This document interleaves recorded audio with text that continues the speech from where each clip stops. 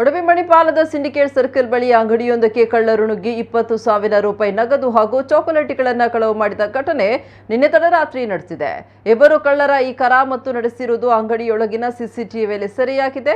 ಮೊದಲಿಗೆ ಕ್ಯಾಶ್ ಕೌಂಟರ್ನಲ್ಲಿರಿಸಿದ್ದ 20,000 ರೂಪಾಯಿ ನಗದು ಕಳವು ಮಾಡಿದ ಕಳ್ಳರು ಬಳಿಕ ಚಾಕೊಲೇಟ್ಗಳನ್ನು ಕದ್ಕೊಂಡು ಹೋಗಿದ್ದಾರೆ. ಅಷ್ಟೇ ಅಲ್ಲ, ತಮಗೆ ಬೇಕಿದ್ದ ಬ್ರಷ್ ಸಹಿತ ಕೆಲವೊಂದು ವಸ್ತುಗಳನ್ನು ಕಳವುಗೈದು ಪರಾರಿಯಾಗಿದ್ದಾರೆ. ಮಣಿಪಾಲ ಠಾಣೆಯ ಪೊಲೀಸರು ಸ್ಥಳಕ್ಕೆ ಆಗಮಿಸಿ ಪರಿಶೀಲನೆ ನಡೆಸಿದ್ದಾರೆ.